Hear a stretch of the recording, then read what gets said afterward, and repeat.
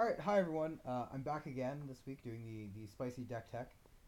This week we have a very special guest. We actually have the person who played this deck sitting next to me. So I'd like to welcome Jeremy White to the spicy deck tech.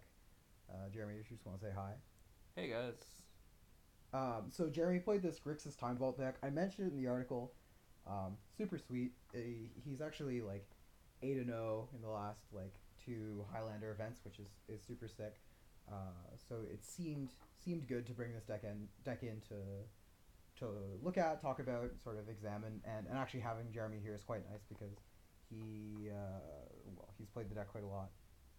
So obviously brings a good perspective to how it works and that kind of thing. So broadly, this is just a combo deck that has a lot of pretty heavy control elements. Um, and I've talked about in the article for the last 2 weeks how there are a lot of blue decks, but this is the blue deck that this week rose to the top of the metagame. So that's why I chose this one, and that's why we're going to talk about it this week. So Jeremy, if you could just talk to me about what the general plan of this deck is, like how does an ideal game go for you? I think the general plan is to just act like a control deck for the majority of the game, and you're playing enough combos and ways to find them. I'm playing Splinter Twin, Painter Grindstone, and Vault Key that you can eventually just set up to combo kill your opponent in one turn.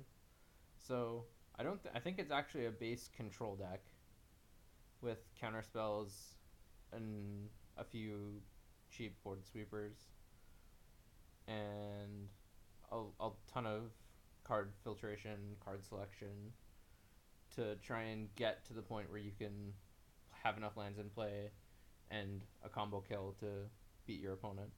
How often do you win like not with a combo? Because I'm noticing like we have like Trino Nemesis, V Click, like Venser, Notion Thief, like I think I won some of these one. creatures get in there, but Well, I've if you're not winning with a combo, you're generally winning with a planeswalker, and okay. just sort of having control of the game, having a mitt full of cards your opponent's top decking, and you just have a planeswalker in play that has a bunch of inevitability strapped to it. So like, Right. Like I think I saw you win a game with like Ralzeric this week. yeah, I definitely won a game with Ralzeric. I think I won two matches with Jace. Jace So Architect of Thought no, just got in there, ultimated that guy, just got him. it was Mister the Mind Sculptor. Oh, I see. All right, seems reasonable.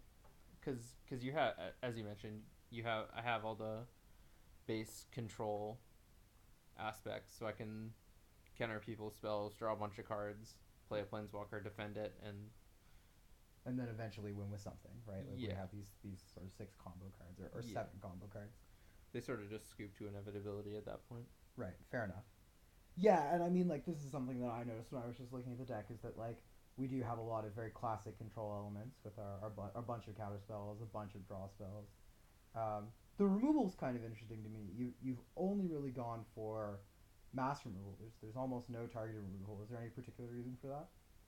Um, my deck doesn't really care about the board per se. Like if I'm trying to I'm trying to combo all in one turn, and so the mass removal is just much more efficient because I don't care about keeping my own creatures around. So I'd rather just kill all of their creatures than one at a time.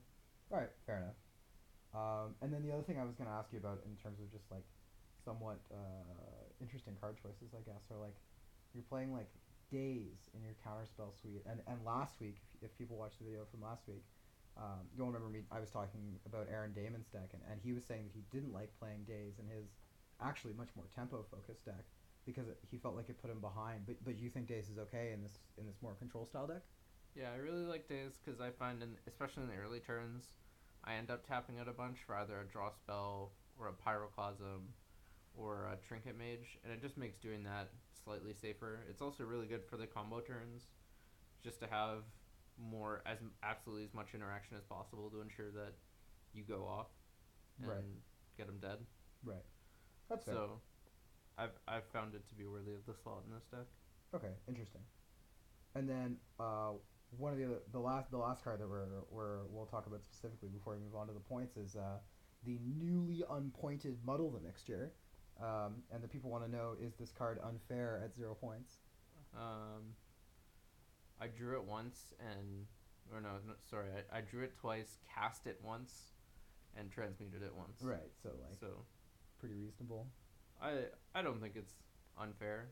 Like, it Yeah. could easily be Demir Bodyguard, whatever the black blue transmute for 2 Yeah. The creature card is, the Yeah. 1/3 unblockable guy. infiltrator, I think, is what it's called. Yeah.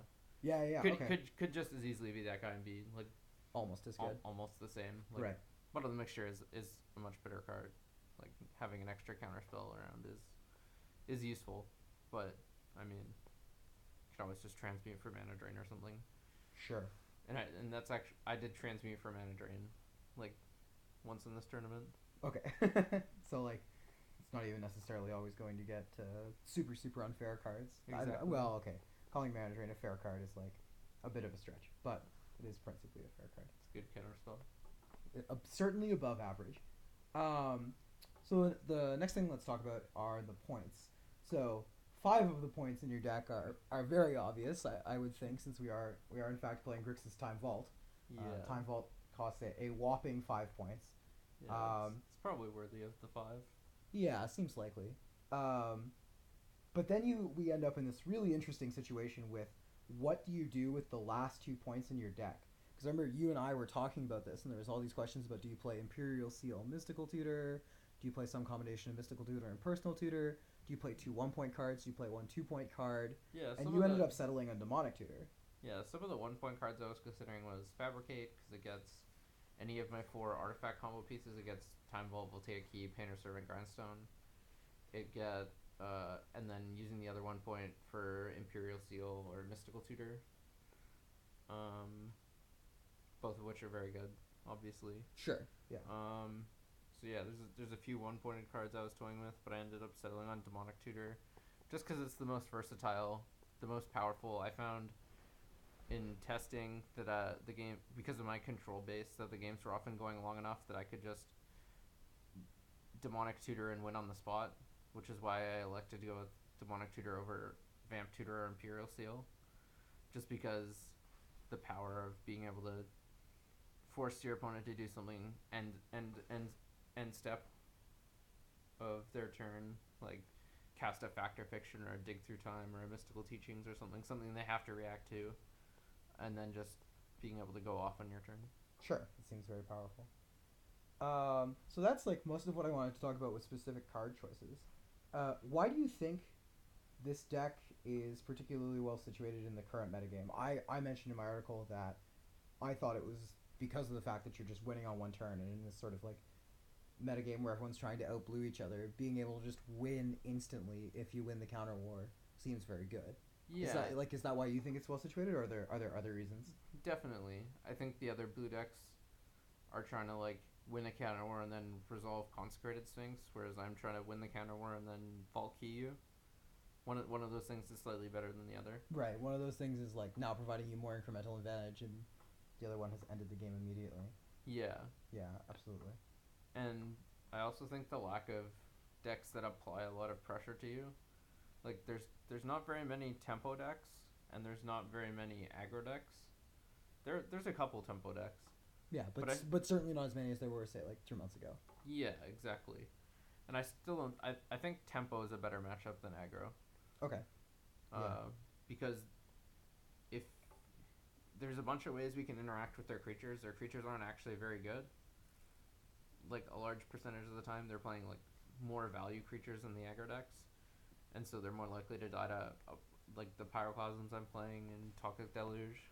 Okay, fair And enough. then if they start fighting over Toxic Deluge and Pyroclasm to save their creatures, I can just kill them. Right, yeah. With my combo. Perfect. And their clock isn't nearly as fast as aggro decks. Yeah, yeah. Whereas the decks that I'm more likely to lose to are the Like the red-green aggro, like mono that's reds. trying to get me dead on turn 5, and I'm like, oh god, where's my wrath? Where's my the wrath? Where's my wrath? Where's the combo or where's the wrath? Yeah, this deck isn't set up to combo super quickly. Right. You're looking to win with inevitability, not with super fast combo. Yeah, I sort of just have to have it, which, I mean, does happen some percentage of the time, but it's tough to count on it. It's not like we're playing a super high amount of combos, Yeah, you're only playing three. and I'm not loaded on tutors, so it's not like I can expect to have like one combo piece tutor and a bunch of openers. Yeah, absolutely.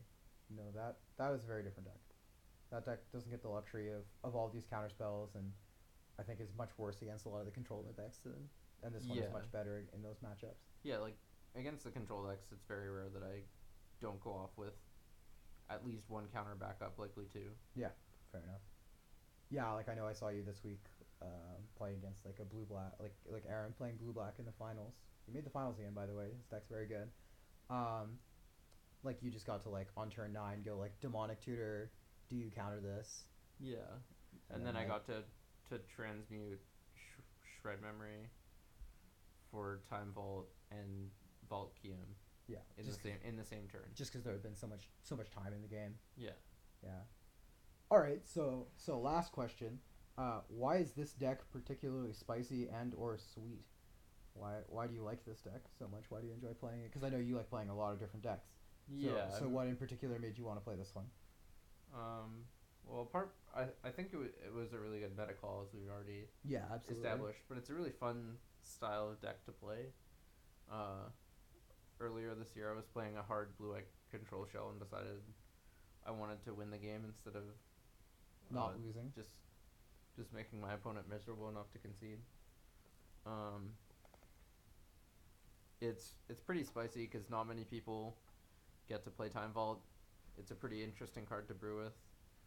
Yeah. How So often are you playing Ralzeric in your decks? yeah, I mean he doesn't often get on merit. He's not super good. Although he's been pretty reasonable for me even when I don't have Time Vault. Yeah, fair enough. So he's gone up in my books. Fair enough. I'm not sure how high, but But some amount, no doubt. and just getting to play like a different style of combo deck than is usual. I don't think there's too many combo control decks played In the format. in Highlander very often. It's quite often like sort of a tempo combo or more of an all-in combo strategy. Yeah. The only other combo control deck that I can think of is like Flash Hulk sometimes, but even that's like way more all in on its combo. Yeah, it's usually more all-in and plays sort of defensive Yeah. counter spells, but Yeah, absolutely. Well, thank you very much, Jeremy. Appreciate the time and you taking time to talk to us about your super spicy sweet deck.